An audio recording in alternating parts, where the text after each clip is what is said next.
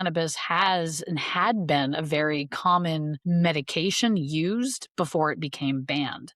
Mm. And even the Queen of England, Queen Victoria, used cannabis for her painful periods. Hello, and welcome back to the world's tightest community.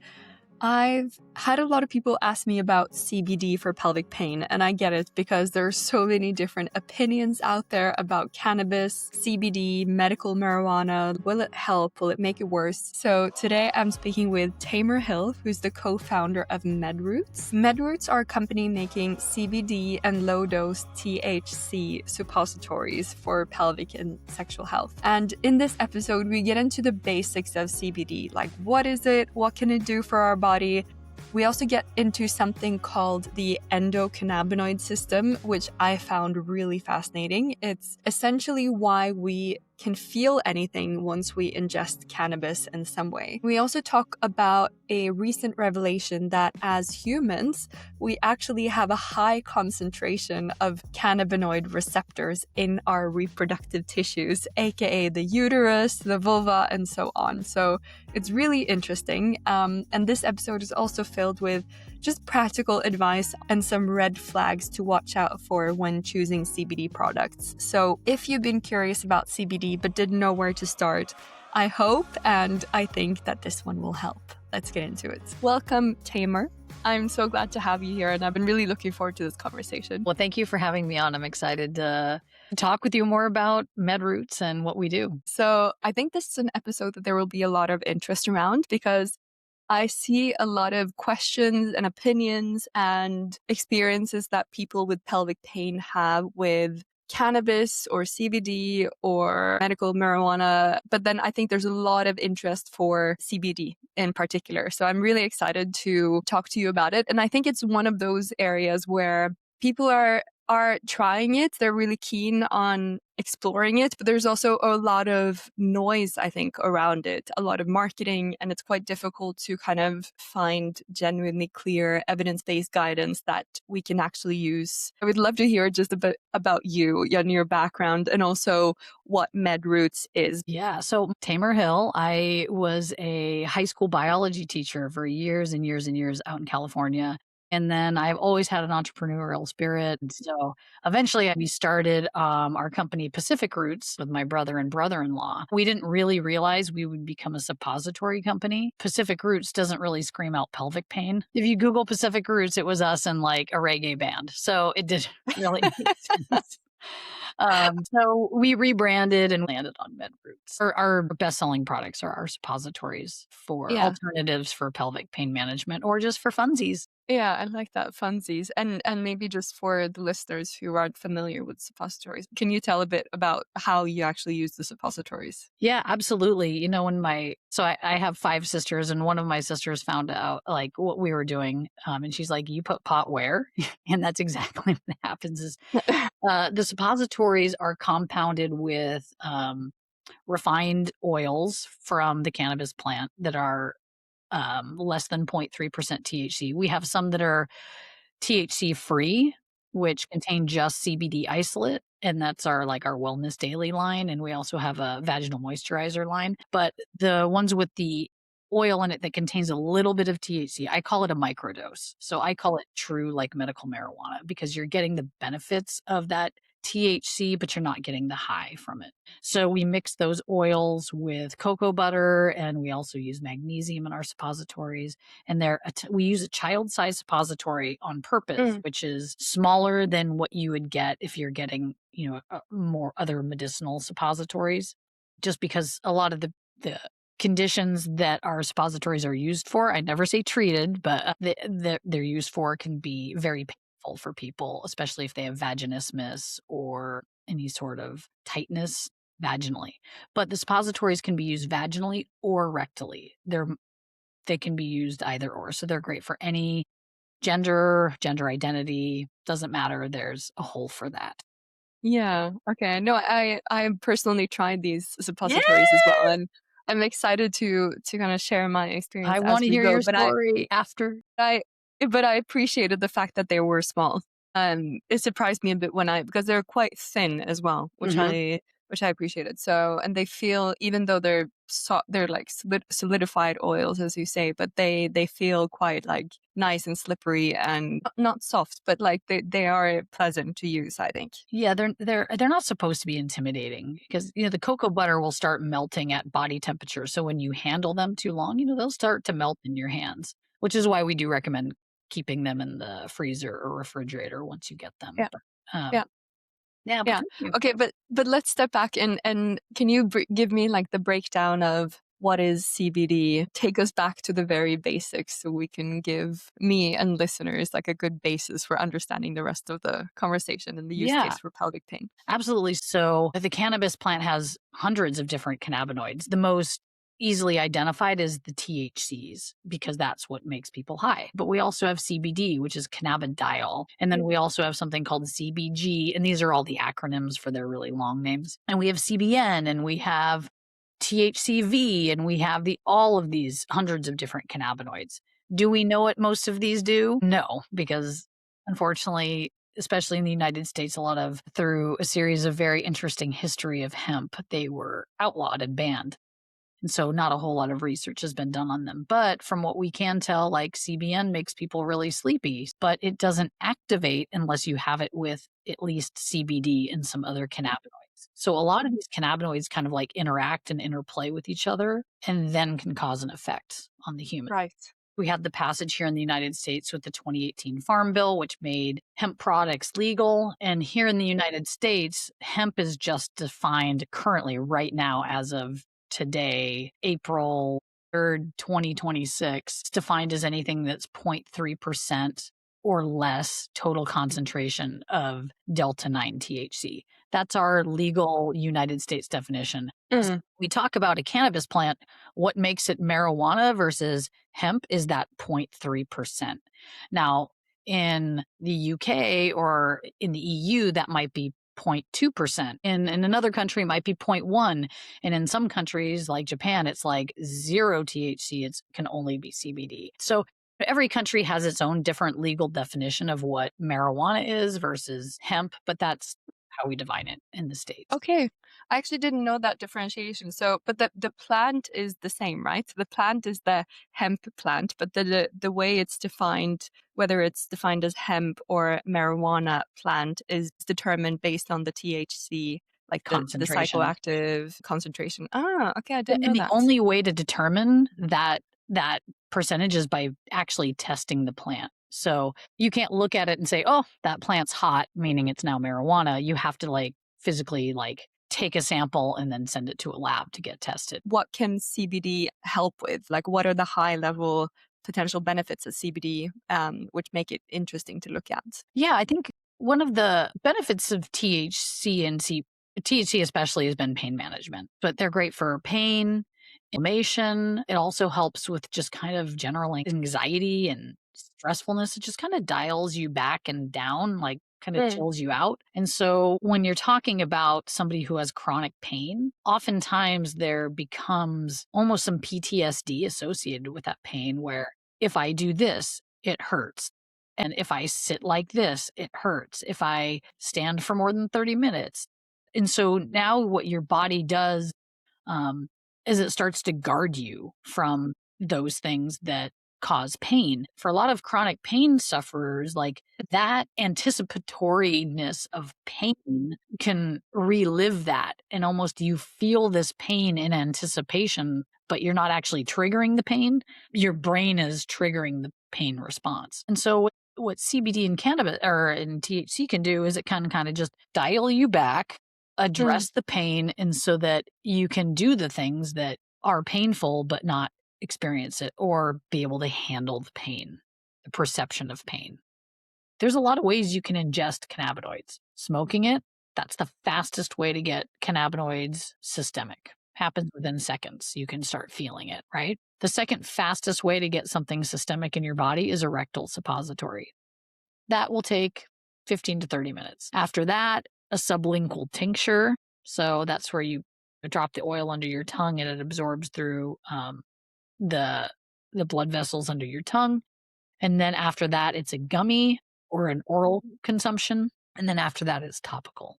And that's like the least fast. And depending on how you consume the CBD also affects how long it lasts and some other factors. So the real question is like, why does this affect us? And they figured out that we have an endocannabinoid system. So just like we have a digestive system and a respiratory system and a nervous system, we have this endocannabinoid system. And I mean, I tell people all the time when I taught biology, I had like the human body section of the textbook, and we had an entire chapter on the nervous system and an entire chapter on the digestive system and all of the systems. And then we got to the endocannabinoid system and we had like 3 sentences, maybe a paragraph if we were.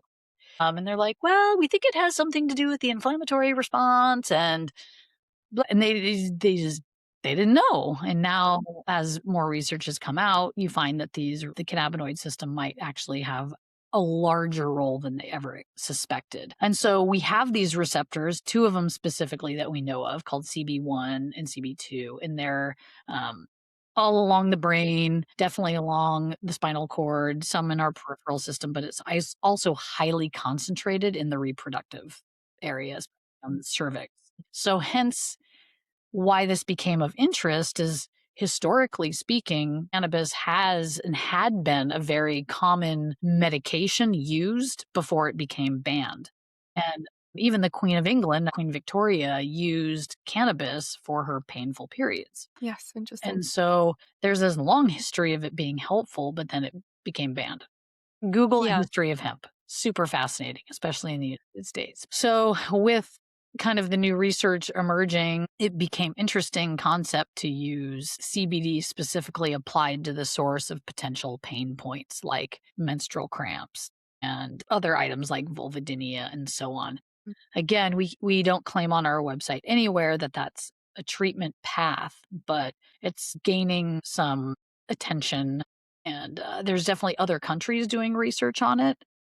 And you can definitely find some medical studies, but here in the United States, it's almost cost prohibitive to do any research on, especially CBD suppositories. Like I had one doctor tell me that he submitted for a study and the FDA came back and said, "Yeah, we really want this research." And then they told him everything that they wanted him to do and it was going to be a $7 million study.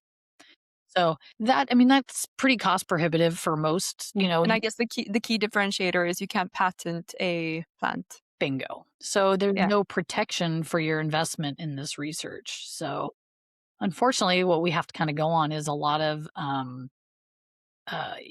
story based, like a lot of personal testimonials. And I would love to then go back again to the endocannabinoid system, which you mentioned, because maybe I can feed it back to you and see if I've understood it correctly, because the endocannabinoid system is essentially like our own internal cannabinoid network, right? So our bodies in some way naturally produce some of them compounds essentially that we find in the hemp plant. And is the idea that if we didn't have these receptors and we ingested the hemp plant in some way, then we wouldn't have any effect from it? Like say we ingested THC, we wouldn't feel high from it if we didn't have these receptors. Exactly. As a biology teacher, we talk a lot about coevolution, how certain plants and animals co-evolve together. So you've seen that insect that perfectly can pollinate a certain plant through their like crazy long nose or whatever.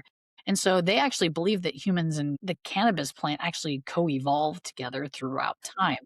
And so we respond to the cannabis plant like no other plant. Like we specifically have these receptors. But if we didn't have these receptors, we wouldn't get that reaction, as you said. Yeah, I find that really fascinating. Are there any theories related to that it then is like natural and beneficial for us to actually ingest these plants? Because I guess like we have similar receptors for like opioids, for instance, right? With poppy seeds, ingesting that I think mimics endorphins being released in the body, right? So what are the theories around why this co-evolution has taken place? Like, are we meant to ingest these plants? I think in some ways because we do produce our own, right? But for some reason, especially THC really just binds very strongly to our receptors, much like an opiate would bind to those, mimicking endorphins. But like the response that we have is not like the endorphin, response too. So why we did that, we don't know, but we do know that probably humans tried it way back in the day before it became as potent as it is now. Like the marijuana that's grown now and the cannabis that is grown now has been selectively like grown to become extremely potent. But we probably used the plant and it made us feel better. So we kept using the plant, and the plant probably benefited from us spreading the seeds or growing it and cultivating it. And so why anything co-evolves together is kind of a mystery, but we just know that it happens. And then you have these really tightly knit organisms that are tied together. And once they become so tight, they're like a mutualistic relationship where they are mutually beneficial. And other kinds of symbiotic relationships are like parasitic relationships, but we don't like those. But this one is definitely probably mutualistic, where humans cared for the plant and grew the plant. And then it made us feel better. It helped us with our aches and pains. It might have, who knows what humans did. One, they also use for fiber and for building materials, and the plant was super helpful, is super Yes. helpful. Yeah.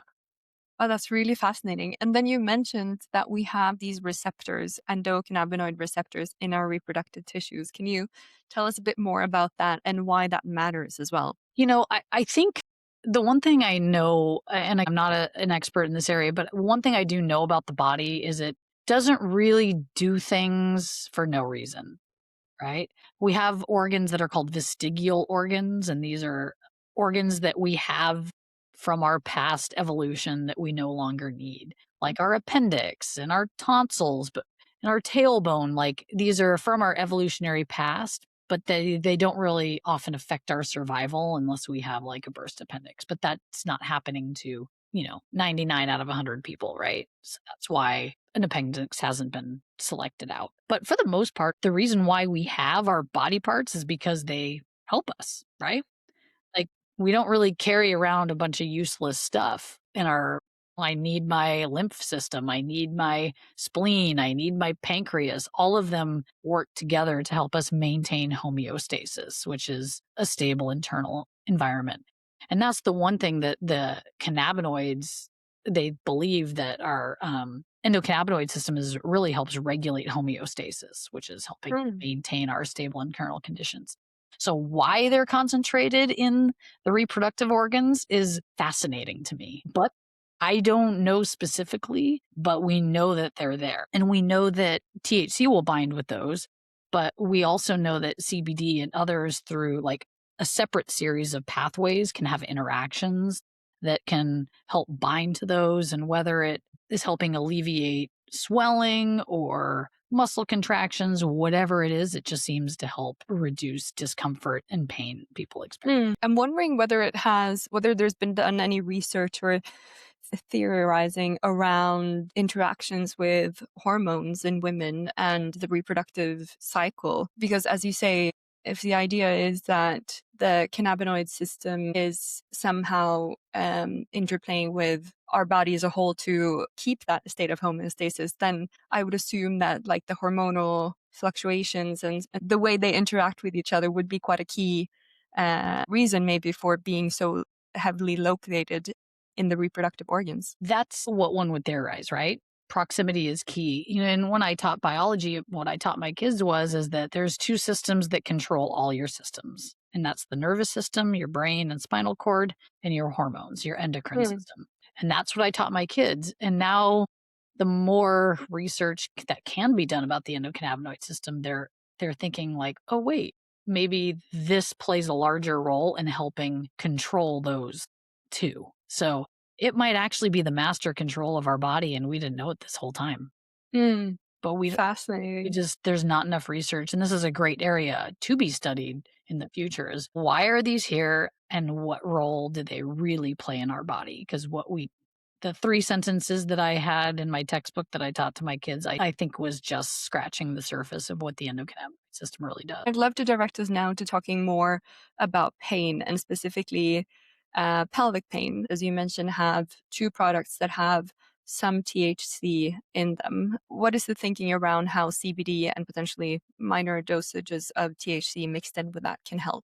in pelvic pain? That's a great point. And I think the key there is a minor dosage. And there's actually been some studies done, and I'll share a link with the doctor that's doing a lot of research with this, because I'm definitely not an expert in the mechanisms by any means. But we do know a lot of the research has been with pleasure, right? And that people with small doses of THC, it has enhanced pleasure with sexual activity. And so the doctor that I saw in Ishwish, not the Ishwish I met you at, but like in Ishwish last year, he had a presentation about low doses of THC and enhancing pleasure. And once you get too high of a dose, then it can actually diminish pleasure Mm. and sexual activity. So again, everything's kind of a bell curve, right? There's a sweet spot. Everyone thinks more is better, but alcohol's great until it's not, right? And so like you got to find that sweet spot in the bell curve where it doesn't diminish, but it can still enhance. So low levels of THC, I think his research showed over 90% of people reported better sex with use of low dose of THC. So when we talk about people that have pain, then kind of translate it to that. Whereas if it can help enhance, can it also help reduce pain, which would inhibit pleasure, right?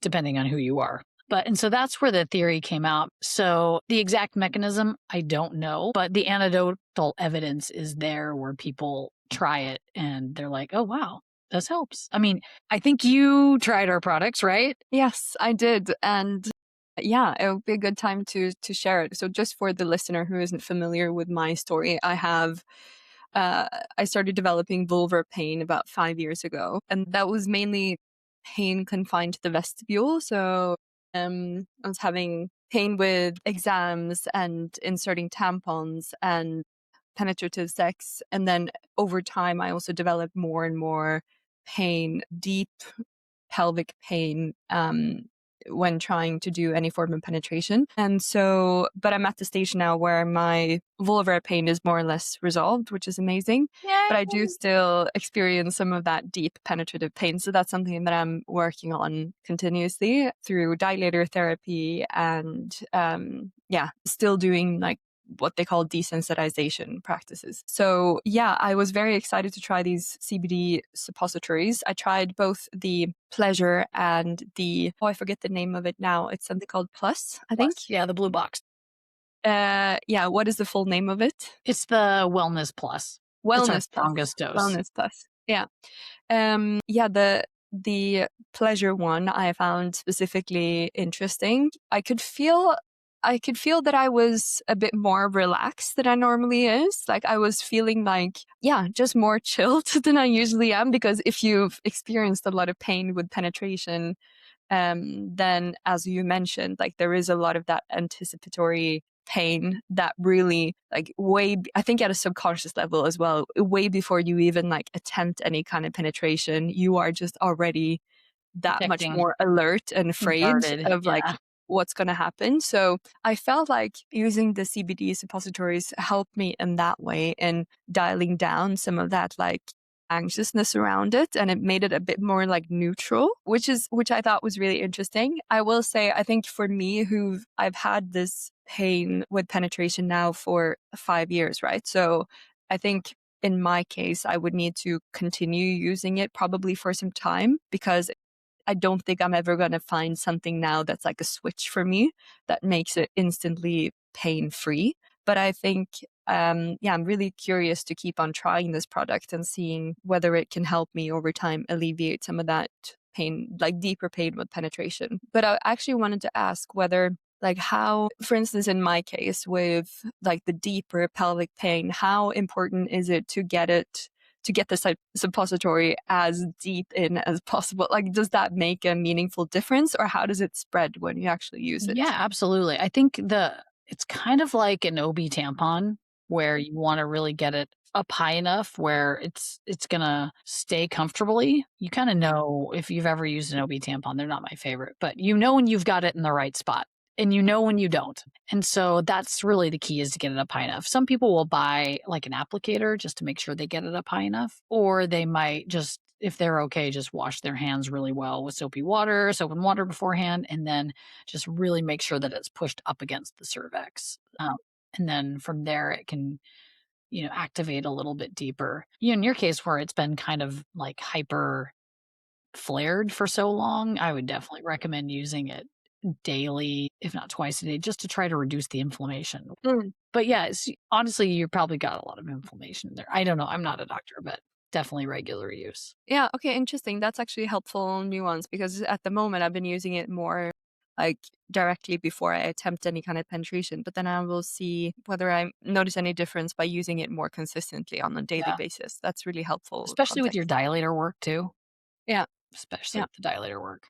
Yeah, but I would love to hear more like feedback that you've gotten from users that you've had on different types of pelvic pain as like the most interesting use cases for these suppositories. The great thing is like a lot of our uses were like, oh, we didn't even think of it. Like my sister, who's the doctor who was using these in her pelvic pain clinic, is like, oh, I didn't think about that. But yeah, I could see how that would help. So anywhere from vulvodynia, vaginismus, dyspareunia, pain with sex, dysmenorrhea, or just really painful periods, endometriosis, any sort of back, hips, IC joint pain, iliosacral joint pain, interstitial cystitis, which is like a painful bladder, which is often misdiagnosed. And I've heard a lot of controversy around IC, but IC, even IBS, because the suppositories and the magnesium combo that we use can help like re-regulate the smooth muscle. Because if your smooth muscle is spasming, it's not like if I get a leg cramp, I can stretch out my leg, right? If you get if you've injured your pelvic floor, it's a lot harder to stretch out. You can, that's why you go to pelvic floor PT, right? But it's not like, oh, that hurts, I'm going to stretch it out till it stops cramping.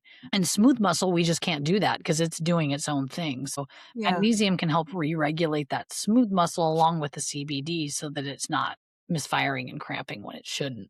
And I guess the helpful side effect maybe from that is that it can help, like magnesium can be quite helpful for constipation, right? Which is something that a lot of like the hypertonic pelvic floor women will have experienced because it Yes. often goes hand in hand. Yeah, hypertonic pelvic floor for sure.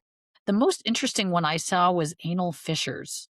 I've never had anal fissures. I'm very grateful for that, but apparently it's horrible and is really hard to treat. And somebody posted on our website, like, hey, you guys have cured my anal fissures. And again, I never say cured for anything, and I was like, I don't know about that. And then I ran into a doctor, and her husband, for some reason, was suffering from anal fissures. And I was like, hey, try some samples. Let me know. And I ran into her at another conference, and she's like, it worked.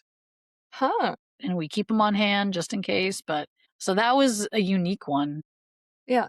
for me. Interesting. But those, yeah, I'm probably forgetting some other conditions that people have used it for. But Yeah. anything pelvic sexual health related because of the receptors, the cannabinoid receptors there, it's like worth a shot. And for you, if it can take you down from like super anxious to like just dial it down so that it's not like if sex can be like not a 7 to 10 pain experience and we can bring it down to like a 3 to 4, then that's a win, right? Absolutely. Yeah, for sure. And we were talking about this because we met at the ISWISH conference and then we had a little check in after that as well. And I got some samples at the conference. And I think like one of the things I really appreciate about products like yours as well is that it feels like one of those products that you can use that just feels like something nice that you're doing for yourself. I don't know if that makes sense, but it's like somewhere in between like something medical and something that is more like self-care type of product, which I really appreciate. I don't know if any listeners will resonate with that, but I think just like it's like a small act of kindness to yourself in a way that other products maybe don't feel like.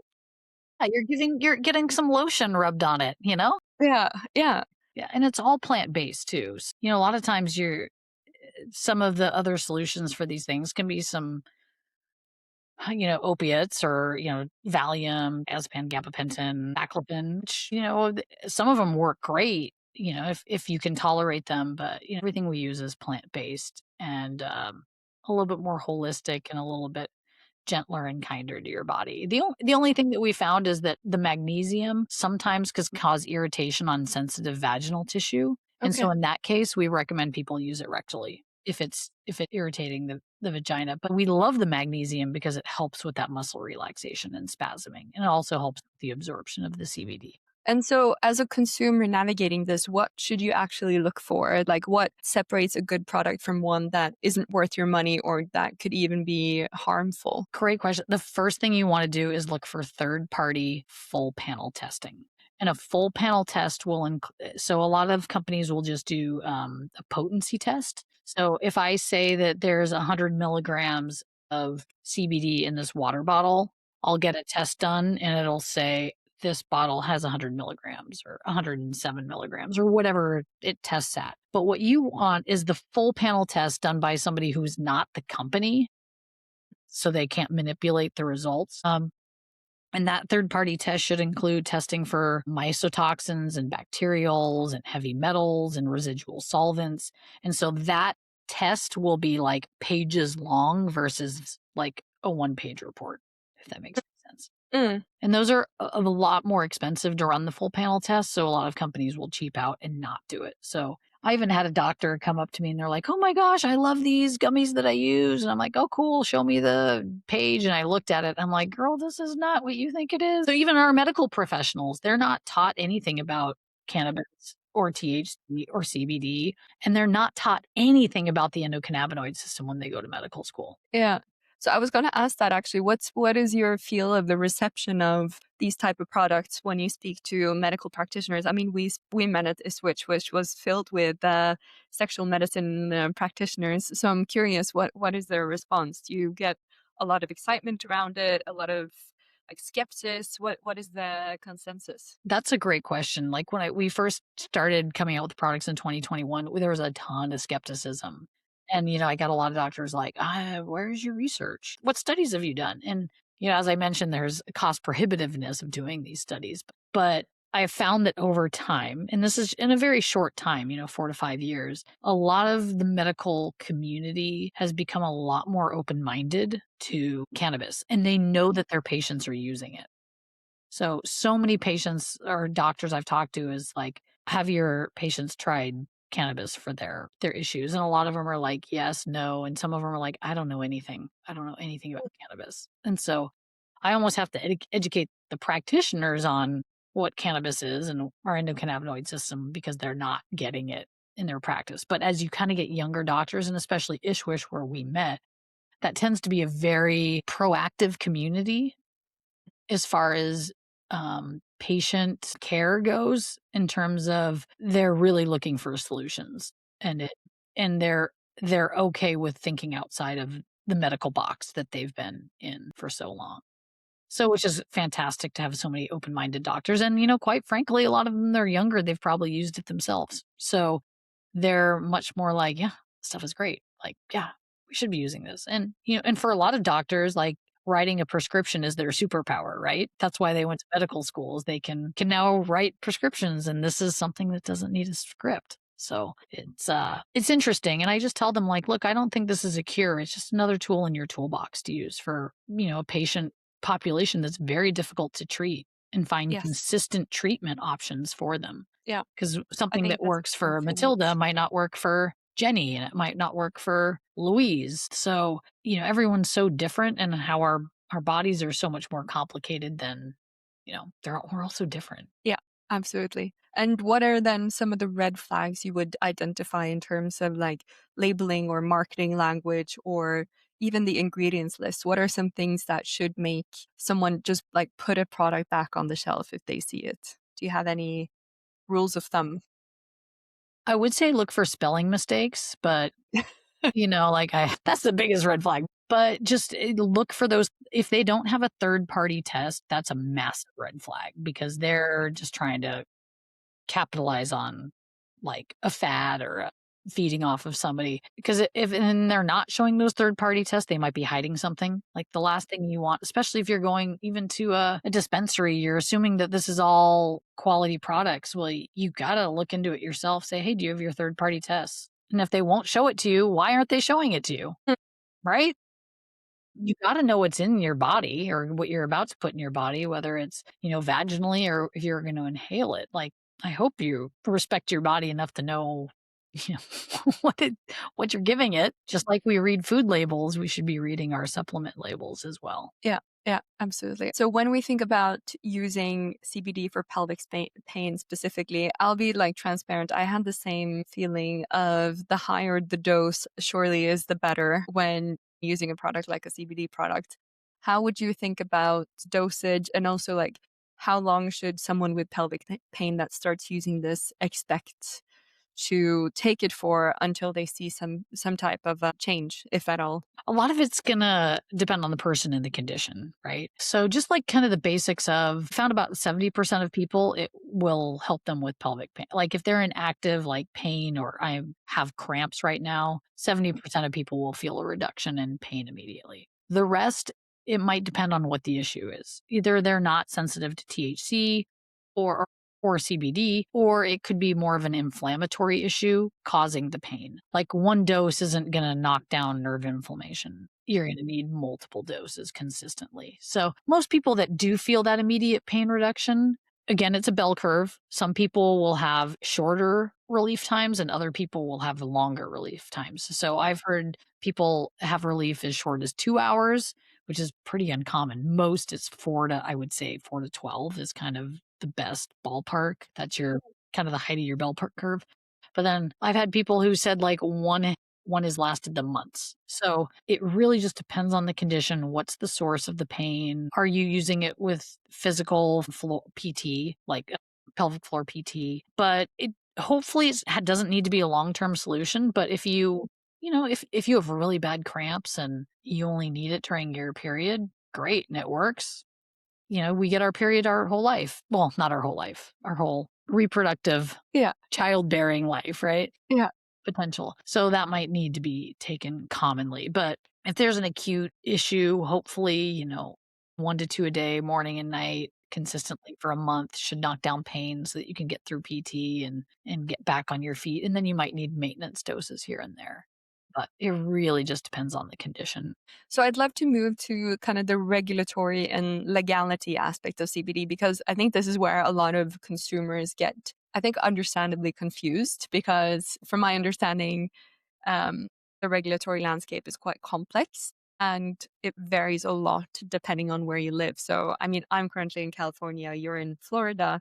Um, can you give us a sense of where CBD sits legally now in terms of how it can be produced, sold, and marketed, essentially? Yeah, so it is very confusing and it's going to get more confusing very shortly. As per the 2018 Farm Bill, anything that's below 0.3% THC is legal hemp. So when they grow hemp, they literally farmers have to test it constantly. And once it hits a threshold, they have to harvest. Okay. If they don't harvest in time and the hemp goes hot, then they literally have to burn the crops. Goes hot as in the THC levels increase. It goes to the marijuana levels, which is above zero point 0.3. So and then once a farmer harvests that, then it goes to the extraction process where they take the flowers and then they crush it up and the oil seeps out of those flowers. So, and in that oil, then we call it crude oil. So it literally looks like tar mixed with, dead bugs and whatever, because it's a plant. That's what happens. So, and then from that part, they'll extract it and refine it further into full spectrum oil, which will contain THC. Sometimes it's extracted down into something called broad spectrum oil, which is theoretically all of the cannabinoids minus the THC. Okay. And then they can extract it down to the CBD isolate where they just have the CBD particles. They don't have anything else. No CBG, no THC, nothing. It's just CBD. And so when you're looking for products out there for a CBD product, you're going to see often full spectrum, broad spectrum, or CBD isolate. And sometimes they will use different wording and it can be very confusing for people. So if you guys ever have any questions about labels, just shoot me an email, info@medroots.com, and somebody can help you read that label. When you start seeing labels that are like 3 to 1 or 2 to 1 or 5 to 1, that's usually a marijuana product. So if you Okay. go into your California dispensaries, you'll start seeing those with a CBD product. They'll like say 5 to 1. So for every 5 milligrams of CBD, you'll get a milligram of THC. But so availability of CBD also, or legality of CBD itself also differs then amongst the US states and Sometimes, yeah. okay. Some states are THC free states like Idaho. Also, there's some states that will have certain forms of THC, Mm. legal or illegal. So some states will actually have banned THC suppositories, which I think is funny because in those same states you can smoke. So none of it makes sense because smoking is far worse for you, like Yeah. like your lungs Yeah. and your health. So it's incredibly complex. It's super complex, but Trump has told the DEA, which is the Drug Enforcement Agency, like, I want to decriminalize marijuana, and has tasked the FDA with figuring out hemp and CBD. Okay, got it. Hopefully it becomes a bit clearer than what it is currently. Thank you so much, Tamar, for coming on. This has been such an insightful conversation. I really enjoyed learning more. And yeah, thanks Thank for you just for letting having me me. kind of geek out on CBD with you. And again, I do not claim to be an expert. There's people that are far smarter about this. This is just the little slice that I do know. So if I said anything misinformed, I apologize. I will happily be corrected by anybody. It was very insightful for me in any case. It was really amazing talking to you. And yeah, thank you. Appreciate it. Thanks so much. So I hope that conversation gave you a clearer picture of what CBD actually is and how it works in our bodies. Something that really stuck with me was just how complex this regulatory landscape is for CBD products and, of course, THC products as well, or cannabis products generally. And one of my takeaways from this is basically it's not very clear at all, and I would just recommend you to check whatever legislation is applicable where you are before trying any of this. And I also just really appreciated the fact that Tamar was describing this as not the solution for pelvic pain, but rather one of the tools that we may employ in our toolkit when dealing with pelvic pain. If you want to try Medroots products, I also have a great discount code for you if you're interested in trying the product. You can find that linked in the episode description below. And also just a reminder that if any of this resonated with you, I would ask you to please subscribe and rate the podcast. It really helps other people in a similar situation to you find the podcast. And we want this message to come across to as many people as possible. So thank you for listening, and I'll see you next week.